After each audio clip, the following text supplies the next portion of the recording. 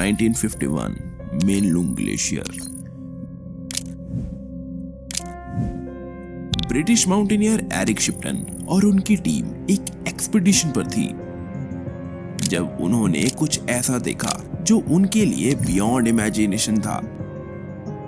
बर्फ पर एक फुटप्रिंट था, लेकिन वो किसी इंसान का फुटप्रिंट नहीं लग रहा था। 13 इंच की लंबाई और 8 इंच की चौड़ाई। शिप्टन ने अपनी आइस पिक का यूज करके उस फुटप्रिंट का साइज मेजर किया, क्योंकि उनके पास कोई मेजरिंग टेप उपलब्ध नहीं थी, और इसका एक फोटो लिया जो कि दुनिया भर में वायरल हो गया। एक फोटो जिसने एक रहस्य को जन्म दिया, जिसे हम लोगों ने यति का नाम दिया। नमस्कार दोस्तों, स्वागत है आपका देसी कॉस्मिक टेल्स की एक नई वीडियो में। आज हम बात करेंगे यति के बारे में, यति से जुड़ी हुई सारी रहस्यमयी कहानियां, और क्या यति सच है या फिर सिर्फ एक हमारा फसाना है। वो तस्वीर जिसने पूरी दुनिया को हिला कर रख दिया था। जब एरिक शिप्टन ने ये फोटो पब्लिश करी तो दुनिया भर में एक क्रेज स्टार्ट हो गया। न्यूज़पेपर्स और मैगजीन्स ने यति के बारे में स्पेक्युलेटिव स्टोरीज चलाना शुरू कर दिया। कार्टून्स और आर्टवर्क्स में यति को एक मिस्टीरियस मॉन्स्टर के रूप में दिखाया गया, एक दानव। यति अब एक मिथ नहीं था, वो हिमालयन फोकलोर से निकलकर अब एक ग्लोबल फैसिनेशन बन चुका था। पर ये फुटप्रिंट सच में किसी प्राणी का था? ये फोटो एक एविडेंस नहीं था, बल्कि हमारी ह्यूमैनिटी को एक चैलेंज था कि इसके पीछे की असली गहराई क्या है। यति और इंडियन आर्मी।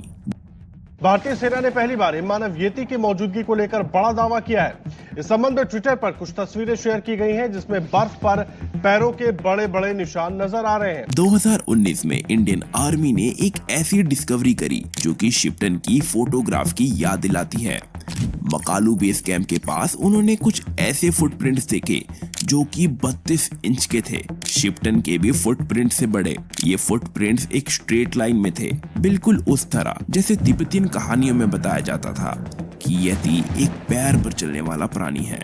29 अप्रैल 2019 को एडीजीपीआई इंडियन आर्मी का ट्वीट आता है, जिसमें वो बताते हैं कि 9 अप्रैल 2019 को मकालू बेस कैंप के पास एक एक्सपीडिशन के दौरान कुछ मिस्टीरियस फुटप्रिंट्स देखने को मिले, और वो फुटप्रिंट्स शायद मिथिकल बीस्ट यति के हो सकते हैं। यति के बारे में इतनी ऑथेंटिक और वेरीफाइड इंफॉर्मेशन होने के बावजूद सबसे बड़ा सवाल अब भी वही था कि क्या ये फुटप्रिंट सच में एक मिथिकल क्रिएचर के थे या फिर किसी हिमालयन ब्राउन बियर के जो कि पैरों पर चलता हो। यति और तिब्बत। तिब्बतियन कल्चर में यति सिर्फ एक कहानी नहीं है, बल्कि एक सेक्रेड एंटिटी है। उसे मे ते कहते हैं। मे मतलब मैन एंड ते मतलब बियर, द मैन बियर। यति को एक प्रोटेक्टर माना जाता है जो कि हिमालय के पवित्र जगहों को बचा के रखता है। पुरानी कहानियों के मुताबिक यति इंसान के आसपास तभी आता है जब नेचर के साथ कुछ छेड़छाड़ हो, मतलब जब इंसानों का प्रकृति के लिए पाप का घड़ा भर जाए, तब यति का आना जरूरी हो जाएगा, क्योंकि यति हिमालयस का रक्षक है। यति और मोनेस्ट्री की कहानी।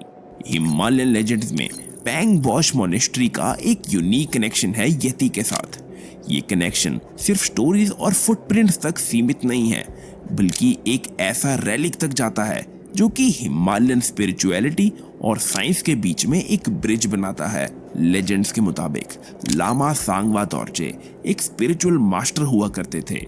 एक समय केव में मेडिटेट कर रहे थे। उस समय उनका एक शागिर्द, उनका एक फॉलोअर, उनका एक डिसिपल हुआ करता था जो कि एक यति था। यति सिर्फ एक मिथिकल क्रिएचर नहीं था, बल्कि एक सेवक था जो कि उन्हें खाना, पानी और लकड़ी जमा करके देता था। लेकिन एक बारी भारी स्नोफॉल हुई, यति वापस केव में लौट ना सका। जब बर्फ पिघली तो लामा को यति का एक लाइफलेस शरीर मिला, एक डेड बॉडी। लामा सांगवा दोरजे ने यति के स्कल और हाथ को कलेक्ट किया और उन्हें पैंग बॉश मोनेस्ट्री में रखा गया। इस कहानी की वजह से ये बहुत ही ज्यादा पवित्र चीज बन गई थी। हर साल इन्हें गांव के आसपास परेड किया जाता है as a symbol of divine blessing.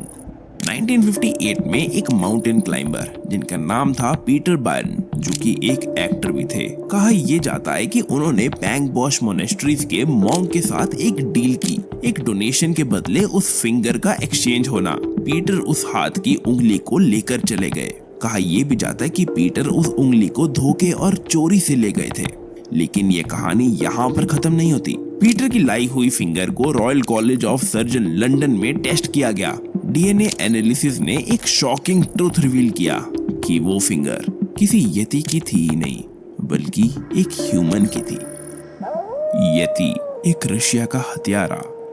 1951 में रशिया के यूरल माउंटेन्स में एक एक्सपीडिशन हुआ जो कि हिस्ट्री का सबसे ज्यादा टेरिफाइंग मिस्ट्रीज में से एक बन गया। नाउ हैकर्स की म्यूटिलेटेड बॉडीज उनके कैंप्स के आसपास पाई गई। टेंट्स अंदर से फटे हुए थे, हाइकर्स के स्कल फ्रैक्चर और कुछ की टंग्स मिसिंग थी।